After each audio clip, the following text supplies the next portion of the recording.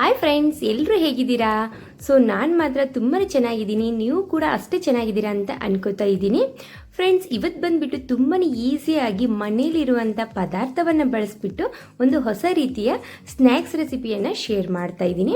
ನೀವು ಇದನ್ನು ಟಿಫಿನ್ ಕೂಡ ತಿನ್ಕೋಬೋದು, ಸಾಯಂಕಾಲ ಟೀ ಜೊತೆ ಕೂಡ ನೀವು ಇದನ್ನು ತಿನ್ಕೋಬೋದು. ತುಂಬ ಈಸಿಯಾಗಿ ಇರುವಂಥ ಒಂದು ಹೊಸ ರೆಸಿಪಿಯನ್ನು ಶೇರ್ ಮಾಡ್ತಾ ಇದ್ದೀನಿ.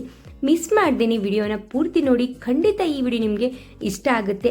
ಈ ರೀತಿ ನೀವು ಮಾಡಿದ್ರೆ ಸಾಕು, ಮಕ್ಕಳಿಗಾಯಿತು ದೊಡ್ಡವ್ರಿಗಾಯಿತು ಪ್ರತಿಯೊಬ್ಬರಿಗೂ ಕೂಡ ಇಷ್ಟಪಟ್ಟು ತಿಂತಾರೆ. ಹಾಗೆ ಮನೇಲಿರುವಂಥ ಪದಾರ್ಥವನ್ನು ಬಳಸ್ಬಿಟ್ಟು ನಾವು ತುಂಬ ಈಸಿಯಾಗಿ ಸ್ನ್ಯಾಕ್ಸನ್ನು ಮಾಡ್ಬೋದು. ಹಾಗಿದ್ರೆ ತಡ ಮಾಡ್ದೇನೆ ಈ ವಿಡಿಯೋನ ಪೂರ್ತಿ ನೋಡೋಣ ಬನ್ನಿ ಫ್ರೆಂಡ್ಸ್. ಈ ವಿಡಿಯೋ ನೋಡೋಕ್ಕಿಂತ ಮುಂಚೆ ನೀವೇನಾದರೂ ಹೊಸಬ್ರಾದರೆ ಪ್ಲೀಸ್ ನಮ್ಮ ಚಾನಲ್ಗೆ ಸಪೋರ್ಟ್ ಮಾಡಿ, ನಮ್ಮ ಚಾನಲ್ನ ಸಬ್ಸ್ಕ್ರೈಬ್ ಮಾಡ್ಕೊಳ್ಳೋದನ್ನು ಮರಿಬೇಡಿ ಫ್ರೆಂಡ್ಸ್. ಮೊದಲಿಗೆ ನಾನಿಲ್ಲಿ 2 ಬ್ರೆಡ್ಡನ್ನು ತಗೊಂಡಿದ್ದೀನಿ. ಬ್ರೆಡ್ಡನ್ನು ಈಗ ನಾವು ಸಣ್ಣ ಸಣ್ಣ ಪೀಸಸ್ ಆಗಿ ಕಟ್ ಮಾಡಿಕೊಂಡು ಇದರಲ್ಲಿ ಸೇರಿಸ್ಕೋಬೇಕು. ನಂತರ ಇದಕ್ಕೆ ನಾನಿಲ್ಲಿ ಅರ್ಧ ಕಪ್ ಆಗುವಷ್ಟು ಕಡಲೆ ಹಿಟ್ಟನ್ನು ಸೇರಿಸ್ಕೊತಾ ಇದ್ದೀನಿ. 1 ಚಮಚದಷ್ಟು ಧನಿಯಾ ಪೌಡರ್, 1 ಚಮಚದಷ್ಟು ಗರಂ ಮಸಾಲವನ್ನು ಸೇರಿಸ್ಕೊತಾ ಇದ್ದೀನಿ. ನಿಮ್ಮ ಹತ್ರ ಗರಂ ಮಸಾಲ ಇಲ್ಲಪ್ಪ ಅಂದರೆ ನೀವು ಸಬ್ಜಿ ಮಸಾಲ ಅಥವಾ ಚಿಕನ್ ಮಸಾಲ ಕೂಡ ಸೇರಿಸ್ಕೋಬಹುದು. ನಂತರ ಇಲ್ಲಿ ನಾನು ದೊಡ್ಡ ಗಾತ್ರದೊಂದು ಈರುಳ್ಳಿ ಕೂಡ ಸೇರಿಸ್ಕೊಂಡಿದ್ದೀನಿ. ಶುಂಠಿ, ಬೆಳ್ಳುಳ್ಳಿ, ಹಸಿಮೆಣಸಿನಕಾಯಿಯನ್ನು ರುಬ್ಬಿಟ್ಟು ಪೇಸ್ಟನ್ನಾಗಿ ಸೇರಿಸ್ಕೊಂಡಿದ್ದೀನಿ. ರುಚಿಗೆ ತಕ್ಕಷ್ಟು ಉಪ್ಪು. ನಂತರ ನಾನು ಇಲ್ಲಿ ಪಿಜ್ಜಾಗೆ ಹಾಕುವಂಥ ಒಂದು ಮಿಕ್ಸ್ ಮಸಾಲೆಯನ್ನು ತಗೊಂಡಿದ್ದೀನಿ. ಅದನ್ನು ಕೂಡ 1 ಸ್ಪೂನ್ ಆಗುವಷ್ಟು ಸೇರಿಸ್ತಾ ಇದ್ದೀನಿ. ಇದು ಇಲ್ಲಪ್ಪ ಅಂದರೆ ನೀವು ಸ್ಕಿಪ್ ಮಾಡ್ಕೋಬಹುದು, ಇದ್ರೆ ಮಾತ್ರ ಹಾಕೊಳ್ಳಿ, ತುಂಬ ಚೆನ್ನಾಗಿ ಅನಿಸುತ್ತೆ. ನಂತರ ಇದಕ್ಕೆ ನಾನು ಇಲ್ಲಿ ಅರಿಶಿನವನ್ನು ಕೂಡ ಸ್ವಲ್ಪನೇ ಸೇರಿಸ್ತಾ ಇದ್ದೀನಿ. ಅರಿಶಿನ ಹಾಕೋದ್ರಿಂದ ಕಲರ್ ಕೂಡ ತುಂಬ ಚೆನ್ನಾಗಿ ಬರುತ್ತೆ.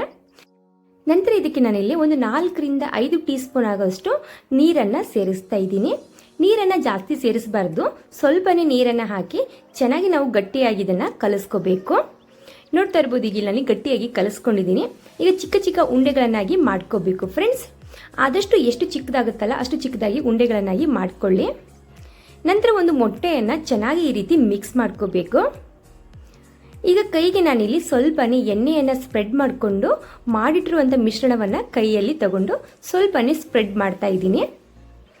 ಈ ರೀತಿ ಚೆನ್ನಾಗಿ ಸ್ಪ್ರೆಡ್ ಮಾಡಿಕೊಂಡು ನಂತರ ಇದಕ್ಕೆ ನಡುವಿಗೆ ನಾನಿಲ್ಲಿ ಚೀಸನ್ನು ಸೇರಿಸ್ತಾ ಇದ್ದೀನಿ. ಅದರ ಜೊತೆಗೆ ಸ್ವಲ್ಪನೇ ಸ್ವೀಟ್ ಕಾರ್ನ್ ಕೂಡ ಸೇರಿಸ್ತಾ ಇದ್ದೀನಿ. ನಿಮಗೆ ತರಕಾರಿ ಇಷ್ಟ ಇದ್ದರೆ, ನಿಮ್ಗೆ ಯಾವ ತರಕಾರಿ ಇಷ್ಟ ಅಲ್ಲ ಆ ತರಕಾರಿಯನ್ನು ಕೂಡ ನೀವು ಸಣ್ಣ ಸಣ್ಣ ಪೀಸಸ್ಗೆ ಕಟ್ ಮಾಡಿಕೊಂಡು ನಡುವಿಗೆ ಸೇರಿಸ್ಕೋಬೋದು. ಚೆನ್ನಾಗಿ ಈ ರೀತಿ ರೌಂಡ್ ಶೇಪಲ್ಲಿ ಮಾಡ್ಕೋಬೇಕು ಫ್ರೆಂಡ್ಸ್. ಈ ರೀತಿ ಮಾಡ್ಕೊಂಡ್ಬಿಟ್ಟು ಮೊಟ್ಟೆಯಲ್ಲಿ ನಾವು ಇದನ್ನು ಡಿಪ್ ಮಾಡ್ಕೋಬೇಕು. ನೀವು ಮೊಟ್ಟೆ ತಿನ್ನಲ್ಲ ಅಂದರೆ ಮೈದಾ ಹಿಟ್ಟು ಮತ್ತು ಸ್ವಲ್ಪ ನೀರನ್ನು ಹಾಕಿ ಚೆನ್ನಾಗಿ ಮಿಕ್ಸ್ ಮಾಡಿಕೊಂಡು ಇದರಲ್ಲಿ ಕೂಡ ಡಿಪ್ ಮಾಡ್ಕೋಬೋದು. ಈಗ ನಾನಿಲ್ಲಿ ಬ್ರೆಡ್ ಪೌಡರಲ್ಲಿ ಇದನ್ನು ಕೂಡ ಡಿಪ್ ಮಾಡ್ತಾ ಇದ್ದೀನಿ ಫ್ರೆಂಡ್ಸ್. ಇವೆರಡು ಟಿಪ್ಸು ತುಂಬ ಇಂಪಾರ್ಟೆಂಟು. ಯಾಕಂದರೆ ಇದು ನಾವು ಎಣ್ಣೆಯಲ್ಲಿ ಫ್ರೈ ಮಾಡುವಾಗ ಒಡಿಬಾರ್ದು ಅನ್ನೋ ಕಾರಣಕ್ಕೆ ಮೊಟ್ಟೆಯಲ್ಲಿ ಡಿಪ್ ಮಾಡಿಕೊಂಡು ನಂತರ ಬ್ರೆಡ್ ಪೌಡರಲ್ಲಿ ಕೂಡ ಡಿಪ್ ಮಾಡ್ಕೋಬೇಕು. ಈ ರೀತಿ ಮಾಡೋದ್ರಿಂದ ಸ್ವಲ್ಪನೂ ಇದು ಒಡೆಯೋದಿಲ್ಲ, ಎಣ್ಣೆಯಲ್ಲಿ ಬಾಯಿ ಕೂಡ ಬಿಚ್ಚೋದಿಲ್ಲ. ಈಗ ಕಾದಿರುವಂಥ ಎಣ್ಣೆಯಲ್ಲಿ ನಾನು ಒಂದೊಂದಾಗಿ ಬಿಡ್ತಾ ಹೋಗ್ತಾ ಇದ್ದೀನಿ ಫ್ರೆಂಡ್ಸ್. ತುಂಬ ಚೆನ್ನಾಗಿ ಕಲರ್ ಚೇಂಜ್ ಆಗುವವರೆಗೂ ನಾವು ಇದನ್ನು ಫ್ರೈ ಮಾಡ್ಕೋಬೇಕು ಫ್ರೆಂಡ್ಸ್. ಈ ಬ್ರೆಡ್ ಪೌಡರ್ ಕೂಡ ನಾನು ಮನೆಯಲ್ಲಿ ರೆಡಿ ಮಾಡಿಕೊಂಡೆ. ಯಾವ ರೀತಿ ಅಂದರೆ, ನಾರ್ಮಲ್ ಆಗಿ ಬ್ರೆಡ್ ಇರುತ್ತಲ್ಲ, ಆ ಬ್ರೆಡ್ಡನ್ನು ನಾನು ಸ್ವಲ್ಪ ಬಿಸಿಲಿನಲ್ಲಿ ಒಣಗಿಸ್ಬಿಟ್ಟು ನಂತರ ಮಿಕ್ಸಿ ಜಾರಲ್ಲಿ ಪೌಡರನ್ನಾಗಿ ಮಾಡ್ಕೊಂಡಿದ್ದೀನಿ ಫ್ರೆಂಡ್ಸ್. ನೋಡಿದ್ರಲ್ಲ ಎಷ್ಟು ಈಸಿಯಾಗಿ ಮನೆಯಲ್ಲಿರುವಂಥ ಪದಾರ್ಥವನ್ನು ಬಳಸಿಬಿಟ್ಟು ನಾವು ಈಸಿಯಾಗಿ ಕಟ್ಲೆಟನ್ನು ಮನೆಯಲ್ಲಿ ರೆಡಿ ಮಾಡ್ಬೋದು. ಇದು ಗ್ರೀನ್ ಚಟ್ನಿ ಜೊತೆಗೆ, ಟೊಮೆಟೊ ಕೆಚಪ್ ಜೊತೆಗೆ, ಹಾಗೆ ಟೀ ಜೊತೆಗೆ ಅಂದರೆ ತುಂಬ ಚೆನ್ನಾಗಿ ಅನಿಸುತ್ತೆ. ಮಿಸ್ ಮಾಡ್ದೇನೆ ಒಂದ್ಸತಿ ಆದರೂ ಮನೆಯಲ್ಲಿ ಟ್ರೈ ಮಾಡಿ ಯಾವ ರೀತಿಯಾಗಿದಂತೆ ಪ್ಲೀಸ್ ಕಮೆಂಟನ್ನು ಹಾಕಿ ಫ್ರೆಂಡ್ಸ್. ನೀವು ದೊಡ್ಡ ಯೂಟ್ಯೂಬರ್ಸ್ಗೆಲ್ಲ ಸಪೋರ್ಟ್ ಮಾಡ್ತಾ ಇರ್ತೀರಾ, ಅವ್ರ ವಿಡಿಯೋಸನ್ನು ನೋಡ್ತಾ ಇರ್ತೀರಾ.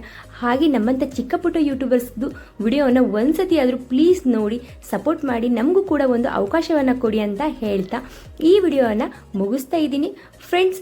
ಈ ವಿಡಿಯೋ ನಿಮಗೆ ಸ್ವಲ್ಪನಾದರೂ ಯೂಸ್ಫುಲ್ ಆದರೆ, ಇಷ್ಟ ಆದರೆ ಪ್ಲೀಸ್ ನಮ್ಮ ಚಾನಲ್ಗೆ ಸಪೋರ್ಟ್ ಮಾಡಿ, ಒಂದು ಕಮೆಂಟನ್ನು ಹಾಕೋದನ್ನು ಮರಿಬೇಡಿ ಫ್ರೆಂಡ್ಸ್.